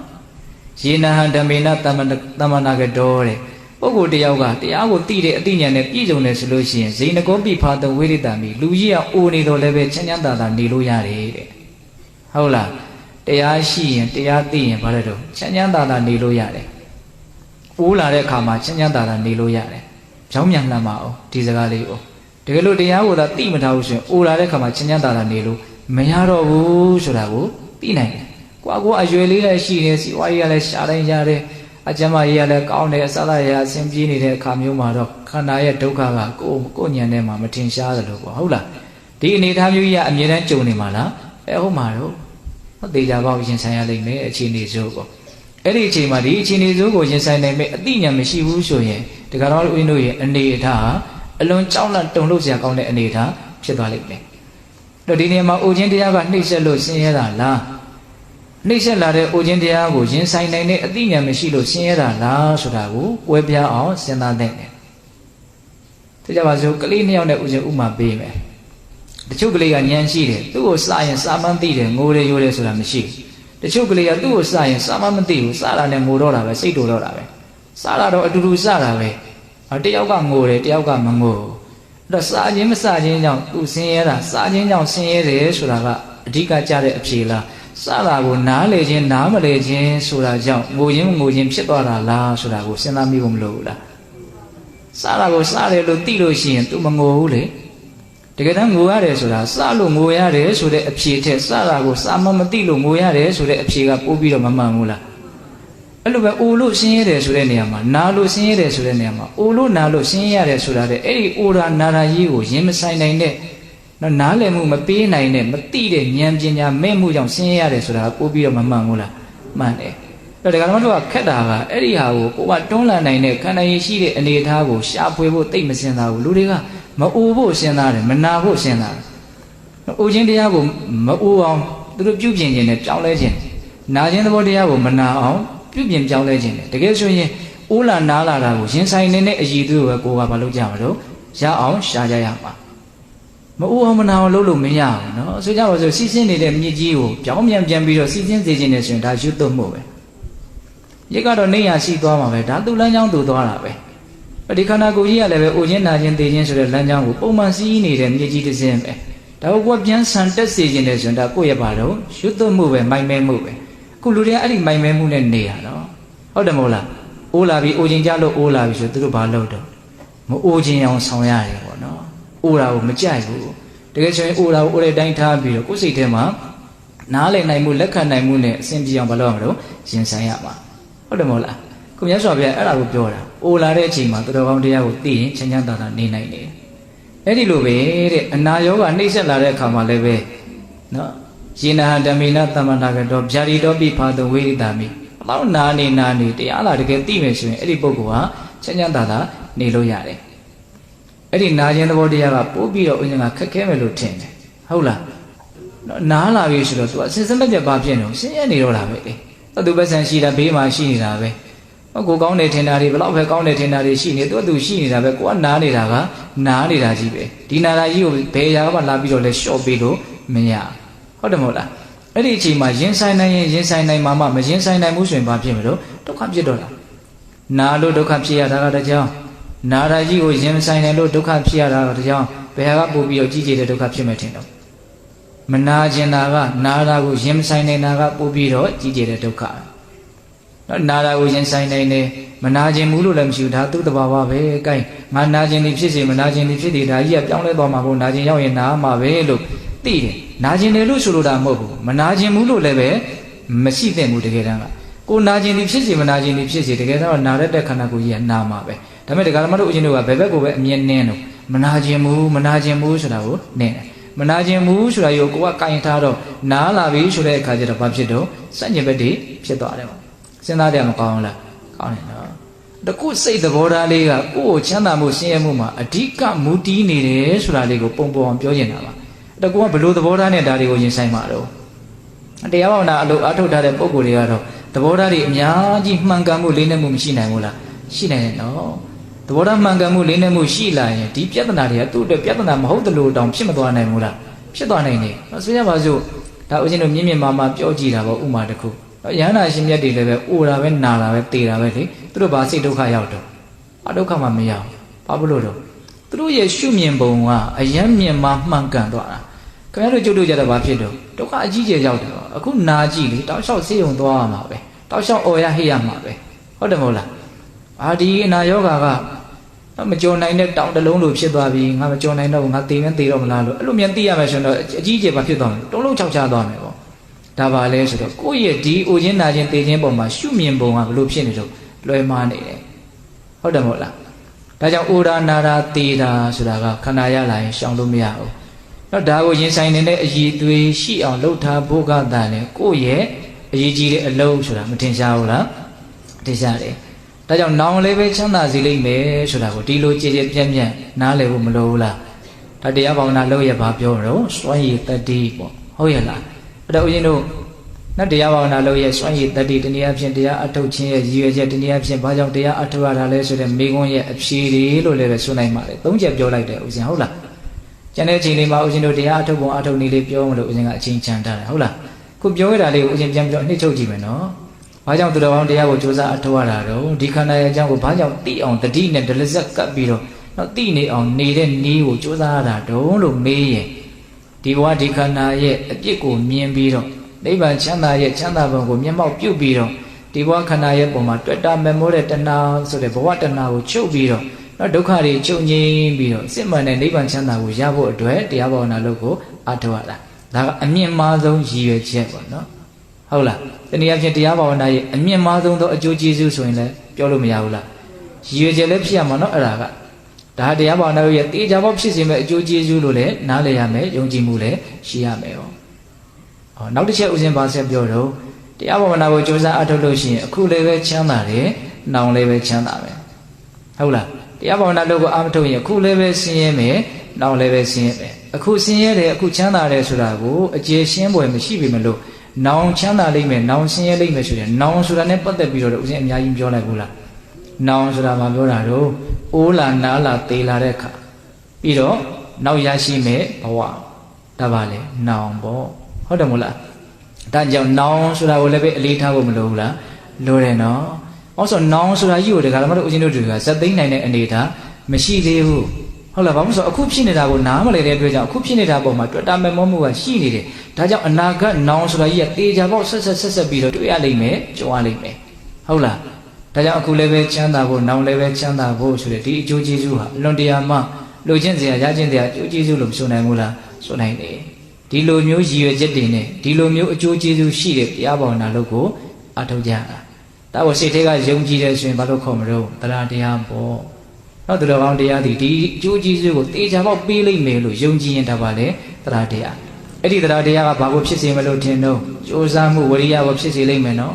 တရားတရားပေါ်မှာမူတည်ပြီးတော့ဝရိယကအကြီးအသေးဖြစ်တာအဲ့ဒီဝရိယကဘာကိုဆက်ဖြစ်စေမလို့ထင်တော့တတိကိုဆက်ဖြစ်စေလိမ့်မယ်နော်ဘလို့ကြိုးစားမှတော့တတိနဲ့ကြိုးစားမှဆိုတတိရှိအောင်သူမွေးမြူမယ်ယုံကြည်မှုထက်တန်ရင်ဝရိယထက်တန်မယ်ဝရိယထက်တန်ရင်တတိထက်တန်မယ်တတိထက်တန်ရင်ဘာတွေထက်တန်လာမယ်ထင်တော့တမာတိထက်တန်လာမယ်တည်ငြိမ်မှုစွဆိုင်မှုရှိလာတယ်တမာတိထက်တန်လာရင်ဘာထက်တန်လာမယ်ထင်တော့ပညာရှင်းရှင်းလင်းလင်းသိလာတယ်မြင်လာတယ်နားလည်လာတယ်နောက်တမာတိကမှန်မလို့ပဲမြင်ကွင်းကိုသူဘာလုပ်ပေးမယ်တော့အသေးစိတ်သိအောင်လုပ်ပေးလိမ့်မယ်ဟုတ်လားဒါကြောင့်ဦးဇင်းတို့အခုပြောလိုက်တာဒါဘုံ၅ပါးပဲလေ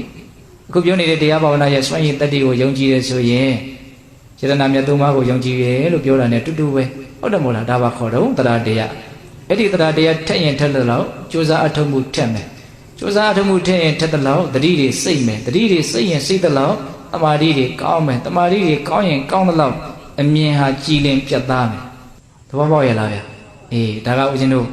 ့ဘာကြောင့်တရားဘာဝနာလုပ်ကိုအထောက်ရတယ်လဲဆိုတဲ့အပိုင်းလေးကိုပြောတာအဲ့လို့ဆိုရင်ဦးဇင်းတို့ဒီ9ရက်တာမှာဘလို့ကြိုးစားအထောက်ကြမလို့ဒီထဲမှာတခါမှအာမထုတ်ဘူးသေးတဲ့လူတွေပါတယ်လို့နော်တရားဘာဝနာလုပ်ကိုစွဲစွဲမြဲမြဲအထောက်ပြီးတော့အတိုင်းလေးရောက် နော်သိမြင်နားလည်ရင့်ကျက်မှုရှိနေတဲ့လူတွေလည်းပါတယ်ပေါ့အဲ့လိုမျိုးကိုလမ်းကြောင်းလေးနဲ့ကိုတန်းနေအောင်ရှောက်တက်ပြီးသားပုံကိုယ်တွေအတွက်တော့ဘာမှပြောစရာမလိုပါဘူးရှောက်နေကြလမ်းလေးတိုင်းဆက်ပြီးတော့ရှောက်နေဖို့ပါပဲသဘောပေါက်ရဲ့လားလမ်းလေးကမှန်းနေပြီဆိုရင်ဘာလို့ဖို့လို့မရောက်မချင်းရှောက်အောင်ရှိတော့တာပဲလေနောက်ထပ်လမ်းလေးထက်ရှားနေစရာမလိုဟုတ်တယ်မဟုတ်လားဒီလမ်းမယ်လေဒါကြောင့်ရှောက်နေကြတဲ့ပုံကိုယ်တွေနော်ကျွမ်းကျင်နေတဲ့ပုံကိုယ်တွေနီလန်တက်မှတ်မှန်ကန်ဆိုအထုတ်တက်နေတဲ့အထုတ်နေကြပုံကိုယ်တွေအတွက်တော့ဦးဇင်းတော်ကဘာမှပြောကြမလို့ကိုရှောင်းနေကြလမ်းကြောင်းလေးတိုင်းနော်ဇွဲလုံးလာဝရိယထက်ထက်တန်းတန်းနဲ့တရားတရားကိုတိုးတက်စေပြီးတော့ကြိုးစားနေဖို့ပါပဲဟုတ်လားအဲ့တော့ပြောချင်တာကဘာပြောချင်တာတော့အကျွမ်းကျင်ညာသေးတဲ့ပုံကိုယ်တွေအခုမှစပြီးတော့အထုတ်မယ်ဆိုတဲ့ပုံကိုယ်တွေအတွက်တော့ပြောရလိမ့်မယ်ဟုတ်လားအဲ့ဒါကိုဦးဇင်းတို့သဘောကျတာကဘာလဲဆိုတော့မဟာသတိပဋ္ဌာန်သုတ်တန်ကြီးပါပဲနော်မဟာသတိပဋ္ဌာန်သုတ်တန်ကြီးမှာလာတဲ့အကြောင်းအရာလေးတွေကိုပဲအထုတ်နီးအနေနဲ့ဒါဓမ္မတို့ဦးဇင်းတို့ပြောတာပါဟုတ်လားတော့ထိုင်နေတဲ့အချိန်မှာအထုတ်မယ်ဒါလေးကရင်စပြောမယ်နော်ဘယ်လိုအထုတ်မလို့ထိုင်နေတဲ့အချိန်မှာဒီဝင်လေထွက်လေကြောင့်ဖြစ်ပေါ်နေတဲ့ထိမှုကိုဒလဇက်သိနေအောင်ကြိုးစားနေဖို့ပဲဒါအနှစ်ချုပ်ကဒါပဲဝင်လေဝင်တိုင်းနာသီပြတနေရာများထိခိုက်ပုတ်တိုက်ပြီးတော့ဝင်သွားမယ်ထွက်လေထွက်ရင်လည်းနာသီပြတနေရာကိုထိခိုက်ပုတ်တိုက်ပြီးတော့ထွက်သွားမှာပဲအဲ့ဒီထိခိုက်တဲ့နေရာအရက်ကလေးကိုစိတ်ဆိုင်ပြီးတော့ဝင်လေဝင်တိုင်းသိနေအောင်ကြိုးစားရမယ်ထွက်လေထွက်တိုင်းလည်းသိနေအောင်ကြိုးစားရမယ်စိတ်ကဘယ်မှာစိုက်မလဲဆိုရင်ထိမှုသဘောလေးမှာစိုက်ပြီးတော့ဟုတ်လားဒီထိမှုကိုပဲဒလဇက်ဘာလို့ရမှာတော့တတိထားပြီးတော့နေရဝင်လေဝင်တိုင်းထိတယ်ထိတိုင်းသိအောင်ကြိုးစားရမယ်ထွက်လေထွက်တိုင်းထိတယ်ထိတိုင်းသိအောင်ကြိုးစားရမယ်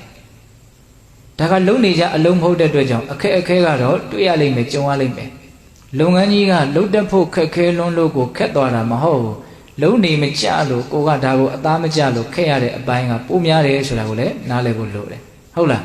းဒါကြောင့်မကျွမ်းမကျင်မချင်းငါဇွဲနဲ့လုံလနဲ့ဝရိယနဲ့လုံမယ်ဆိုတဲ့စိတ်ရှိဖို့လိုတယ်နော်အဲ့ဒီစိတ်နဲ့ကြိုးစားလို့ရှိရင်တဖြည်းဖြည်းနဲ့နော်ကျွမ်းကျင်မှုလိမ္မာမှုနားလည်မှုတွေများပြီးတော့ကိုယ့်အတွက်အဖြစ်လာနိုင်တော့ပေါ့ပါလွယ်လွယ်ကူကူဖြစ်လာနိုင်တယ်နော်ထိုင်နှုံးအထုတ်တဲ့ဤကတော့ဒါပဲဘာမှကြည်ကြဲပြန့်ပြန့်ပြောစရာမရှိဘူးဟုတ်လားဝင်လေဝင်တိုင်းထိတယ်ထိတိုင်းသိအောင်ကြိုးစားရမယ်ထွက်လေထွက်တိုင်းထိတယ်ထိတိုင်းသိအောင်ကြိုးစားရလိမ့်မယ်ဝင်လေထွက်လေကလည်းနော်ရက်နေတဲ့နားနေတဲ့အချိန်လည်းမရှိဘူးလေနော်ဝင်လေနဲ့ထွက်လေရဲ့ကြားထဲမှာဝင်လေထွက်လေကိုသတိထားမှများရင်တော့ခဏကလေးနော်ရက်တက်နေတဲ့အချိန်မျိုးလေးဒါမျိုးလေးတွေလည်းရှိတယ်အဲ့ဒါကိုလည်းပဲသိအောင်တော့မလုပ်ရမလို့ကြိုးစားရမယ်ဝင်လေနဲ့ထွက်လေကြားထွက်လေနဲ့ဝင်လေကြားထဲမှာဘလို့အခြေအနေလေးဖြစ်ပေါ်နေလေဖြစ်နေတဲ့အခြေအနေလေးကိုမလုပ်ရမလို့သိနေအောင်ကြိုးစားရမယ်ပြောချင်တာကဒီနာသီးပြားကိုပဲအာယုံပြုတ်ပြီးတော့ဝင်လေဝင်နေတယ်ဆိုရင်လည်းဝင်နေတယ်လို့သိထွက်နေတယ်ဆိုရင်လည်းထွက်နေတယ်လို့သိတော့စိတ်ကဘယ်မှာစိုက်ထားမလဲဆိုရင်စိတ်စိုက်เสียနေရာလေးကလည်းရှိဖို့လိုတယ်ဟုတ်လားဘယ်မှာစိုက်မလို့ထိခိုက်တဲ့အရက်ကလေးမှာစိတ်စိုက်ပြီးရင်နောက်နေ့တွေမှာဦးဇင်းတို့ကဒီဝင်လေထွက်လေထိမှုသဘောကိုသိနေတဲ့အချိန်မှာအခက်အခဲကဘာတွေရှိနေတယ်ဘာတွေကိုဘယ်လိုလေးဆက်ပြီးတော့သိရမယ်ဆိုတာလေးကိုတော့အသေးစိတ်စက်မိသလိုပြောမှာပါဟုတ်လားအခုလောလောဆယ်အထုတ်ကြမဲ့ပုံကိုယ်တွေနော်အထုတ်နေမကြသေးတဲ့ပုံကိုယ်တွေအခုမှစအထုတ်မဲ့ပုံကိုယ်တွေကတော့အဲ့လိုလေးစူးစမ်းသိခြင်းအမြန်တော်လေးချပြီးတော့ဇွဲလုံးလာဝရိယနဲ့အရန်ကြီးလေကိုကိုကဝင်အောင်လည်းပဲဝါယမတော့စိုက်เสียမလို့ကိုကထွက်အောင်လုပ်တယ်ဆိုတဲ့အနေအထားမျိုးလည်းမကြိုးစားစေခြင်းဘူးသူဝင်နေထွက်နေတဲ့အနေအထားလေးကိုပဲသိနေအောင်ကြိုးစားရမှာဒါလည်းပဲအရေးတော်ကြီးတယ်ဟုတ်လားတကယ်တမ်းကဝင်လေထွက်လေဆိုတာကကိုကဝင်အောင်ထွက်အောင်လုပ်လို့ဝင်နေထွက်နေတာမဟုတ်ပါဘူးကျန်တဲ့အချိန်ဒီမှာစကားတွေပြောနေတယ်တောင်းတွေမြောက်တွေတွေးနေတယ်သွားနေတယ်နားနေတယ်လောက်ကန်နေတယ်ဒီဝင်လေထွက်လေဝင်လို့ဝင်နေမှတော့မသိဘူးထွက်လို့ထွက်နေမှတော့မသိကိုကလှုပ်လို့ဝင်နေထွက်တယ်လို့ပြောဖို့နော်ဘယ်လို့မှမဖြစ်နိုင်ဘူးနော်ဝင်နေထွက်နေမှတော့ကိုမသိဘူးဝင်အောင်ထွက်အောင်လုပ်ဖို့နေနေသားသားဝင်အောင်ထွက်အောင်ဝင်နေထွက်နေတယ်လို့တော့ပါတော့မသိသူဝင်နေထွက်နေတာပဲလေအိပ်ပြုံနေတဲ့အချိန်လဲဝင်နေထွက်နေတာမရှိဘူးလားရှိတယ်လေဒါသူဝင်နေခန္ဓာကိုယ်ကြီးကသူရှင်တန်ရေးတွေသူအလုံးလုံးနေတာပဲဒါကမွေးရစာလုံနေတာပဲဟုတ်တယ်မဟုတ်လားအဲ့ဒါကိုဘယ်နဲ့ကြောင့်ဒီဝင်လေထွက်လေကိုသိအောင်လုပ်တော့မယ်ဆိုကမှဝင်လေကိုငါကပဲဝင်အောင်လုပ်နေတယ်လို့ငါကပဲထွက်အောင်လုပ်နေတယ်အဲ့ဒီငါကြီးကဘယ်နဲ့ကြောင့်ဝင်ရှုပ်နေတာတုံးဆိုတာကိုအများကြီးစဉ်းစားရမယ်ငါလို့ထင်နေတာပါလေတက္ကာယဒိဋ္ဌိပေါ့ဟုတ်လားဒါကြောင့်သူ့အလုပ်သူလုပ်နေတဲ့ဒီဝင်လေထွက်လေကိုကဘေးကနေပြီးတော့နော်ထိုင်ပြီးတော့အေးအေးဆေးဆေးကြည်နေတယ်လို့မျိုးလေကြည်နေဖို့သိနေဖို့ဒါပဲဟုတ်တယ်မဟုတ်လားဒါကြောင့်ဝင်လေထွက်လေကိုလှုပ်ပြီးတော့မရှူပါဘူးဟုတ်လား ဘာလို့ရမှာတော့သူပုံမှန်လေးဝင်နေထွက်နေတာလေးကိုဝင်အောင်ထွက်အောင်ဝါယမစိုက်တဲ့အပိုင်းဘာမှမရှိရဘူးကိုဝါယမစိုက်ရမှာကဘာလဲလို့မေးရင်ဝင်လေထွက်လေကိုတိနေအောင်လုပ်တဲ့အပိုင်းမှာတော့အကြီးကျယ်ဝါယမစိုက်ရလိမ့်မယ်ဟုတ်လားဒါကဦးဇင်းတို့ထိုင်လုံးလုပ်ရမယ်လုပ်ငန်းစဉ်ပေါ့တချို့ဝရိယတကယ်ထက်သန်တဲ့ပုံကိုယ်တွေကြတော့ကျန်တဲ့ဣရိယာပုတ်တွေမှာလည်းပဲဒီနှာသီးများကိုစိတ်ဆိုင်ပြီးတော့နေတဲ့နည်းနဲ့ကြိုးစားကြတယ်လည်းရှိတယ်တဲ့ဦးဇင်းတို့လေဒီစတော်ဘုရားကြီးရေးတဲ့အာနာပါနဒေမီနီဆိုတာရှိတယ်အဲ့မှာစတော်ဘုရားကြီးကဒီဝင်လေထွက်လေကိုမှတ်ရမယ်အနေထားမှတ်ရမယ်အချိန်မှတ်ရမယ်ဣရိယာပုတ်ကဘာလဲလို့မေးဣရိယာပုတ်၄ပါးလုံးမေးတဲ့အစာထဲမှာပြောထားတာကတော့တော့ထိုင်ပြီးတော့ခန္ဓာကိုယ်ဖြောင်းဖြောင်းထားပြီးတော့ဒါကသူကဝင်လေထွက်လေကိုနော်ကောင်းကောင်းဒီထိုင်တဲ့ဣရိယာပုတ်နဲ့မှတ်တဲ့နည်းကိုပဲပြောတာကျန်တဲ့ရက်နေတဲ့ချိန်သွားနေတဲ့ချိန်လျောင်းနေတဲ့ချိန်မှာမမှတ်ရဘူးအဲ့ဒီနည်းနဲ့ဝင်လေထွက်လေကိုမမှတ်ရဘူးလို့ဆိုလိုတာမဟုတ်ဘူးသဘောပေါက်ဖို့လိုတယ်နော်ဘယ်ချိန်မှပဲဖြစ်ဖြစ်ကိုစွန့်နိုင်တယ်ဆိုရင်ဒီဝင်လေထွက်လေကြောင့်ဖြစ်ပေါ်နေတဲ့ထိမှုရဲ့အပေါ်မှာတတိကပ်ပြီးတော့ထားဖို့မလိုဘူးလားလိုအဲ့လိုထားနိုင်မယ်ဆိုရင်တော့ဒါပြီးပြီတနည်းတည်းနဲ့ဒီတိုင်းလှုပ်သွားတာနဲ့ကိုယ်ဇွဲလုံးလားဝရိယကြီးရင်ကြီးသလောက်အကျိုးကျေးဇူးကိုရရှိမှာပဲနီလန်းအနေနဲ့ဘာခက်ခဲမှုရှိလဲမရှိဘူးဒါပေမဲ့ဝရိယအနေနဲ့တော့အများကြီးဆက်ရလိမ့်မယ်နော်အဲ့ဒီဝရိယကြီးမအောင်ဇွဲတွန်းအားပေးမလို့တင်တော့ဒီလုပ်ငန်းရဲ့အကျိုးကျေးဇူးကိုယုံကြည်တဲ့တတ္တတရားဘယ်လောက်ယုံကြည်ထားလဲဒီလုပ်ငန်းကဒုက္ခတွင်းတွေကတကယ်ဆွဲထုတ်မှာနော်ဒုက္ခဒီကိုရအောင်တကယ်ပို့မှာလို့ကိုဘယ်လောက်ယုံလဲယုံရင်ယုံသလောက်လုံးမှာနော်မယုံရင်မယုံသလောက်မလုံးယုံမှုကရော့ရဲဆိုရင်လုံးမှုကလည်းရော့ရဲရဲပဲဟုတ်လားအေးဒါကြောင့်ဦးဇင်းတို့ပြေးတဲ့ဘောထိုင်လုံးမှာဘာလုပ်ရမလို့ဝင်လေထွက်လေကိုမှတ်ရမယ်နော်ကျန်တဲ့အချိန်တွေမှာဦးဇင်းတို့ဘာပြောချင်တော့ဆိုတော့ဒီခန္ဓာကိုယ်ရဲ့ထင်ရှားရာသဘာဝတရားရဲ့ပုံမှာသတိထားပြီးတော့နေတဲ့နည်းနဲ့အထုတ်တဲ့အဲဆိုကြပါစို့သွားတယ်ဆိုလို့ရှိရင်ဒီခန္ဓာကိုယ်မှာဘယ်အရာကထင်ရှားလဲခြေတော်နှစ်ချောင်းကထင်ရှားတာပေါ့တလန်ပြီးတလန်လှမ်းနေတာပဲလေသူအားယူပြီးတော့ရှေ့တိုးလိုက်တယ်ဖိချလိုက်တယ်ကြွလာတယ်ရှေ့တိုးလိုက်တယ်ဖိချလိုက်တယ်ဒီလိုနဲ့တစ်ချောင်းပြီးတစ်ချောင်းမလုပ်နေတော့လှုပ်ရှားနေတာဒါအကြီးကျယ်ဆုံးသိတာထင်ရှားမှုဟုတ်လားအဲ့ဒါပုံမှာသတိထားလို့မရဘူးလားရှားတယ်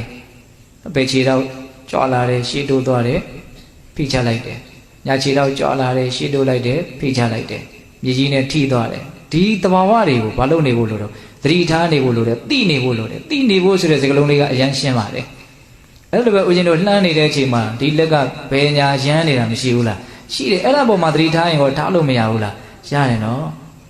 ထင်ရှားတဲ့အာယုံပေါ်မှာထင်ရှားတဲ့သဘာဝတရားတွေပေါ်မှာသတိရှိနေဖို့ပဲတကယ်တမ်းကဦးဇင်းတို့မဟာဗောဓိမြိုင်ဆိုလို့ဘုရားကြီးလှုပ်ဝါတော့ကပရိစိတ်တယ်ဟိုတနေ့ကတရားလေးတစ်ပုဒ်ဦးဇင်းနာရတယ်အရဟံကုံစိတ်တယ်တဲ့ဆိုကြီးကဘာဖြစ်ချင်ညာဖြစ်ရှင်လို့မဟုတ်ပါဘူးတဲ့ပရိစီနဲ့လက်နဲ့ထိနေတာကိုသိနေတာတဲ့ပရိစီနဲ့လက်နဲ့ထိတာအရင်ထင်ရှားတယ်ပရိစီကလည်းကျမ်းတာဟိုတတိပိတိတလုံးပြီးလုံးထိသွားအဲ့ဒီထိမှုပေါ်မှာဘာလုပ်တာတော့စိတ်ဆိုင်ထားတယ်ဒီထိမှုထဲမှာနေဆိုင်တဲ့ရုပ်ဓာတ်သဘာဝတရားတွေအများကြီးရှိနေတယ်ဒါပြောရလို့ရှိရင်အလွန်နဲ့နေကျေပြတ်ပါတယ်ဟုတ်လားအဲ့ဒါပြောနေတာကဘာလဲဘာထင်ရှားလဲထင်ရှားတဲ့အနေအထားပေါ်မှာဘာလို့ရမလို့သတိထားပြီးတော့နေရမယ်ရိုးရိုးလေးနော်ဖြစ်နေတာကိုဖြစ်နေတဲ့တိုင်းလေးသိဖို့ပဲတကယ်တမ်းကဟုတ်လားဒါသွားနေတဲ့ချိန်မှာအဲ့လိုပေါ့ပြောဦးချင်းတို့ရက်နေတဲ့အခိုက်အတန့်လေးတွေရှိမယ်ပြီးတော့လျောင်းဆက်နေတဲ့အနေအထားတွေရှိမယ်လျောင်းဆက်နေတဲ့အနေအထားတော့ခန္ဓာကိုယ်အသက်တာဆုံးအနေအထားပဲဒါကြောင့်ကြာလို့ရှိရင်တော့သူကထိနမိတ်တာလွှမ်းပြီးတော့ဘာဖြစ်သွားတော့အိပ်ပျော်သွားတတ်တယ်တော့လျောင်းဆက်နေတဲ့အချိန်မှာလည်းဘယ်လိုအနေအထားတွေထင်ရှားတော့ဒီကိုယ်လုံးကိုဖြန့်ပြီးတော့ကြည့်လိုက်ကိုယ်စိတ်ထဲမှာနော်ဘယ်အာယုံကကိုယ်စိတ်ကိုလာတကားခေါင်နေတော့သိထားကြည့်လိုက်ဘယ်အရာကြီးကစိတ်ထဲမှာငါ့ကိုသိပါလို့ပြောနေတော့သဘောပေါက်ရလားဘုံဘုံပြောတာ哦အဲ့ဒါကိုဘာလုပ်လိုက်ရမှာတော့သိလိုက်ရမယ်တကိုယ်လုံးမှာနော်သိကြရတယ်အများကြီးရှိတယ်ဆိုတာပြီးရင်လှုပ်ကြည့်လို့ရှိရင်ဩအလွန်လင်းမြန်ဖြစ်ပေါ်နေတဲ့သဘာဝတရားတွေနေရာမလတ်ဟုတ်လားသိတဲ့အရာကလိုက်ပြီးတော့သိဖို့မလွယ်လောက်အောင်ကိုပဲသိကြရတွေကအလွန်များတယ်ပေါ့ဟုတ်လားအဲ့ဒါကိုဘာလုပ်ရမလို့ထင်ရှားတဲ့အရာကိုရွေးချယ်ပြီးတော့ဘာလုပ်ရမလို့သိနေအောင်ကြိုးစားရမယ်သဘောပေါက်ရဲ့လားအေးအစားတောက်လေးစားတဲ့တောက်တဲ့အခါမှာလည်းဘာတွေထင်ရှားတော့ဘလို့တွေဖြစ်တော့ဒါကတော့ဦးဇင်းတို့ရုပ်ပိုင်းဆိုင်ရာအနေထားပေါ့နော်ကျန်တဲ့အချိန်တွေမှာဦးဇင်းတို့နောက်ထပ်နံတရားတွေကိုသိအောင်လုပ်တဲ့အပိုင်းကလည်းစိတ်ဝင်စားတဲ့အကောင်းတယ်ဒါကတော့စစချင်းအထုတ်ခါစားမှာတော့เนาะအရင်ကြီးလွယ်ကူမယ်လို့မထင် ကိုယ့်ရဲ့အတွေးတွေကိုအမိဖမ်းပြီးတော့တိနေအောင်လုပ်တဲ့နည်းပေါ့စိတ်ဓာတ်ဥပဒနာလို့လည်းမဆိုနိုင်ဘူးလားဆိုနိုင်တယ်နော်ဗာလေတွေးနေတော့တွေးနေတဲ့နေရာမှာစကလုံးနေအနေနဲ့တွေးတာရှိတယ်ပုံသဏ္ဍာန်တွေကိုမြင်ပြီးတော့နော်ဘဇုအကြောင်းကိုတွေးလိုက်တယ်ဆိုရင်အဲ့ဒီဘဇုပုံကြီးကပေါ်နေတာပဲမဟုတ်လားစိတ်ထဲမှာအဲ့ဒါဗာလေအဲ့အတွေးပဲလေဟုတ်တယ်မဟုတ်လားတယောက်အကြောင်းကိုတွေးလိုက်တယ်ဆိုရင်အဲ့ဒီလူရဲ့ပုံကြီးကဘာဖြစ်နေတော့ပေါ်နေတယ်နော်သူ့ရဲ့ပြောဟန်ဆိုဟန်ကြီးဘာဖြစ်နေတော့ပေါ်နေတယ်နော်တနေရာရောက်သွားတယ်အဲ့ဒီနေရာလည်းမြင်နေရတဲ့စိတ်ထဲမှာဒါဘာတွေတုံးလို့မေးရင်အတွေးတွေပဲဟုတ်လားအဲ့ဒီအတွေးတွေဘာမှရေရာမှုတော့မရှိဘူးတခုပြီးတခုတွေးနေတာပဲဘာရလည်းမဟုတ်တွေးနေတာအဲ့ဒီအတွေးတွေကိုဘာလုပ်အောင်တော့လိုက်ပြီးတော့အဲ့ဒီတွေးနေတဲ့အတိုင်းလေးပဲလိုက်ပြီးတော့သိအဲ့ဒါလေးကဘာလေးလုံးဆိုလိုက်ပြီးတော့သိနေအောင်ကြိုးစားရမယ်သဘောပေါက်ရဲ့လားအဲ့ဒါလည်းစိတ်ဝင်စားတဲ့အရန်ကောင်းတခုပြီးတခုတွေးနေတာပဲနော်အစီအစဉ်လည်းမကြဘူးတွေးနေတာတွေးတယ်ကြုံကြပန်းတွေးနေတာတခါလေတွေးရင်းနဲ့အတွေးတည့်သွားပြီဆိုလို့ရှိရင်တော့အဲ့ဒီတွေးတာတွေနဲ့ပတ်သက်ပြီးတော့မကျေနပ်တာတွေဘာတွေများလာပြီးတော့ဇလန်းကြီးလိုဖြစ်ပြီးတော့တွေးနေတာရောမရှိဘူးလားရှိတယ်ဖြစ်ခဲ့တာတွေဘာတွေများဆက်ဖြစ်မှာတော့အမျိုးမျိုးတွေးနေတယ်အဲ့ဒီအတွေးတွေကိုဘာလုပ်ရမလို့သတိထားပဲသတိထားလိုက်ရင်တော့စောစောကသတိထားခံရတဲ့အတွေးဟာပြတ်တောက်သွားလိမ့်မယ်သဘောပေါက်ရဲ့လားအဲ့ဒီနီးနဲ့လည်းပဲစူးစမ်းဖို့မလိုဘူးလားလိုတယ်နော်နောက်ပြီးတော့ဦးဇင်းတို့ခံစားချက်ဝေဒနာတွေဆင်းရဲတာတွေချမ်းသာတာတွေစိတ်တိုင်းကြတာတွေမကြတာတွေရှိတယ်အဲ့ဒါတွေကိုလည်းဘာလုပ်ရမလို့သတိထားရမယ်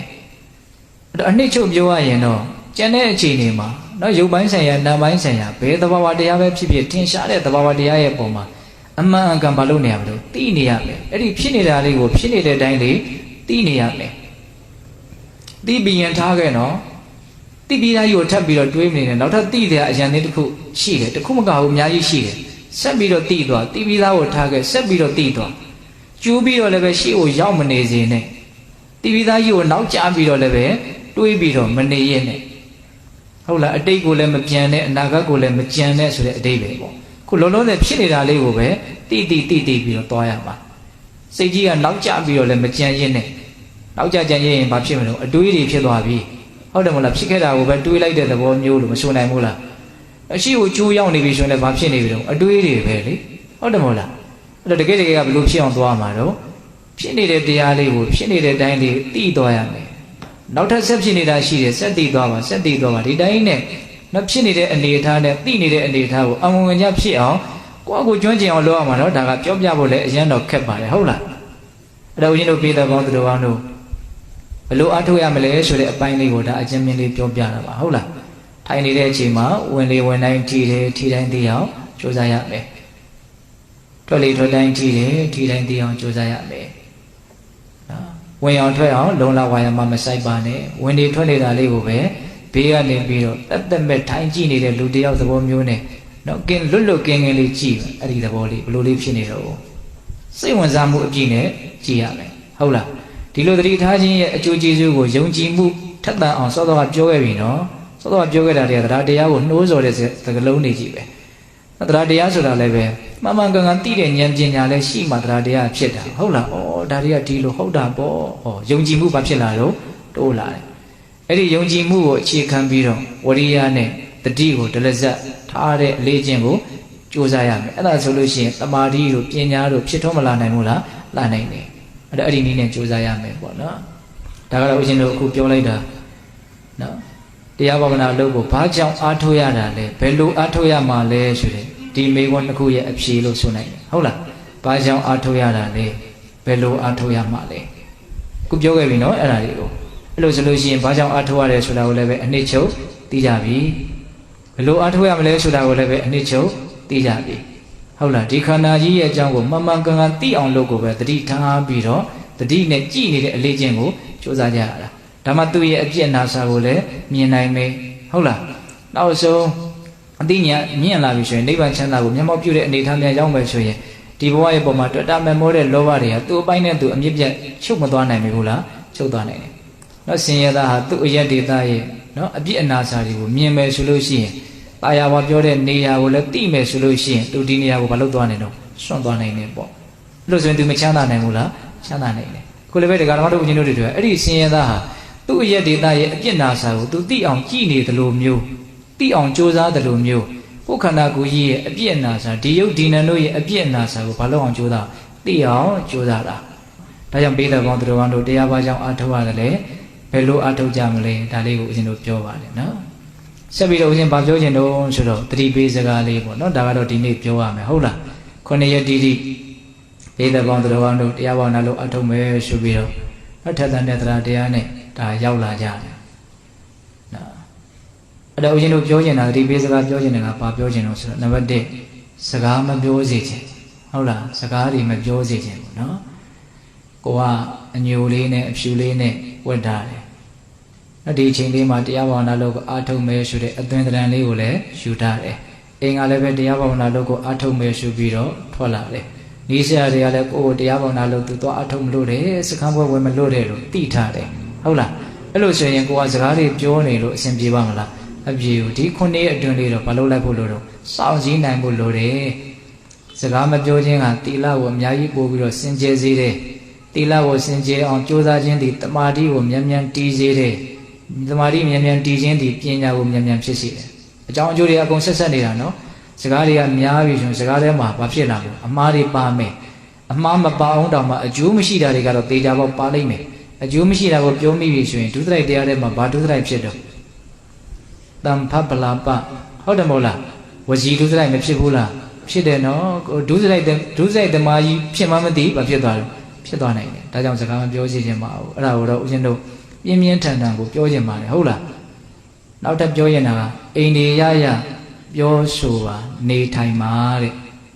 နော်မဖြစ်လို့ပြောပြီဆိုရင်လည်းပါတော့အိန္ဒိယရပြောရမယ်နော်နေတယ်ဆိုတာကတော့နေရမှာပဲသူကမနေခြင်းလို့မရဟုတ်လားအဲ့တော့နေရမယ့်သူတော့ဘယ်လိုနေမလို့အိန္ဒိယရနေရအဲ့တော့အိန္ဒြေဆိုတာဘာပြောတာအစိုးရခြင်းကိုအစိုးတရားလေးနဲ့နေရမယ်လို့ပြောတာနော်အိန္ဒြေဆိုတာကတတ္တိန်တရေဝိရိယိန်တရေတတ္တိန်တရေတမာရိန်တွေပြင်းငိန်တွေလို့၅ပါးရှိရနော်မျက်စိနာနာလျာကိုစိတ်ကိုလည်းအိန္ဒြေလို့ပြောတာမရှိဘူးလားရှိရနော်တောင်ကြီးမြောက်ကြီးနော်မြင်ရတာကိုယ်ကစားအိန္ဒြေမရှိလိုက်တာအိန္ဒြေမဲ့လိုက်တာဆိုတာကြီးကတိတော့တိတာတယ်အဲ့ဒီလိုနီးနေလည်းပဲမျက်စိနာနာလျာကိုစိတ်ကိုထိန်းပြီးတော့အိန္ဒြေရနေဖို့လိုတယ်နော်တရားဝရိယတတိသမารိပညာဆိုတဲ့မြင်မာတဲ့ဒီအိန္ဒြေစိတ်ကိုအစိုးတရားရှိမှုလွှမ်းမိုးချုပ်ကင်နိုင်မှုဆိုတော့ဒီအိန္ဒြေရှိပြီးတော့လည်းနေရမယ်နော်အိန္ဒြေရနေပါဆိုတော့အဲ့ဒါကိုပြောတာပဲနော်တရားအမှတ်ကလေးရှိနေမယ်ဆိုရင်တော့အခုပြောတာတွေအကုန်လုံးလိုက်နာပြီးသားဖြစ်တယ်တရားအမှတ်ရှိတယ်ဆိုလို့ရှိရင်အိန္ဒြေကရှိနေပြီဘာရှိတော့တရားရှိတယ်ကြိုးစားမှုရှိတယ်တတိရှိတယ်ထိုက်တဲ့တည်ငြိမ်မှုရှိတယ်ထိုက်တဲ့သိမြင်နားလည်မှုရှိတယ်ဘာရှိနေတော့အိန္ဒြေရှိတယ်နော်ဒါကြောင့်နံပါတ်1ဘယ်လိုနေရမလို့အိန္ဒြေရနေရမယ်အိန္ဒြေရပြောရမယ်ဟုတ်လားနောက်နံပါတ်3ဘာပြောမလို့ဆိုနော်ဖုံးနေသိမ်းထားပါမည်တဲ့နောက်ဒီမှာမိတ်မှာဆိုလို့ဦးဇင်းရေးထားတာအဲ့ဒါအခုတရားဟောပြီးလို့ရှိရင်ဖုံးနေအကုန်လုံးအပ်ရမယ်နော်ဒီ9 ရက်အတွင်းကိုဘာလုပ်ရမလို့ကြိုးစားမယ်အားထုတ်မယ်ဒီဖုံးနေကအများကြီးအနှောက်အယှက်ရှိတယ်ဟုတ်လားနော်ဒီမှာအရေးပေါ်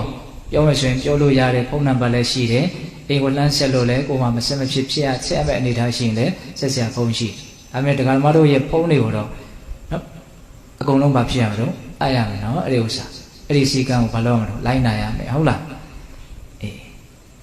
အဲ့တော့ဦးဇင်းတို့အဓိကပြောချင်တာကတော့အဲ့ဒါပါပဲ